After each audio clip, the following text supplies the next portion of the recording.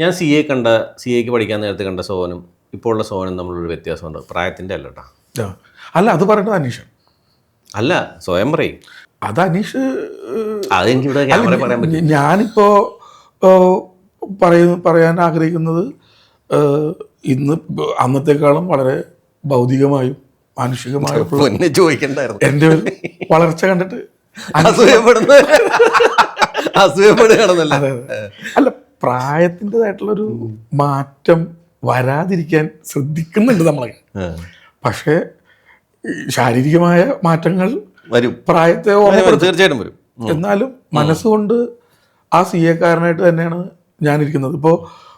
അപ്പോൾ നമ്മൾ ഇപ്പോൾ ഒരുമിച്ച് പഠിച്ച സുഹൃത്തുക്കൾ തമ്മിൽ കാണുമ്പോൾ നമ്മൾ ആ കാലഘട്ടത്തിലേക്ക് പോകും, നമ്മൾ ആ പ്രായത്തിലേക്ക് പോകും. പക്ഷേ വളരെ അപൂർവം സുഹൃത്തുക്കളെ മാത്രമേ അന്ന് മുതലുള്ളവരുമായിട്ട് നമുക്ക് കൂടുതൽ സമയം സ്പെൻഡ് ചെയ്യാൻ പറ്റുന്നത്. അതിൻ്റെ അത്രയും സന്തോഷമുള്ള പരിപാടി വേറെ ഇല്ലെങ്കിലും നമുക്കതിനുള്ള അവസരം കിട്ടുന്നില്ല. ഓരോരുത്തന്മാർ ജീവിത പ്രാരംഭത്തിൽ പലരും നാട്ടിൽ തന്നെ ഇല്ല. അപ്പോൾ അങ്ങനെയൊക്കെയാണ്.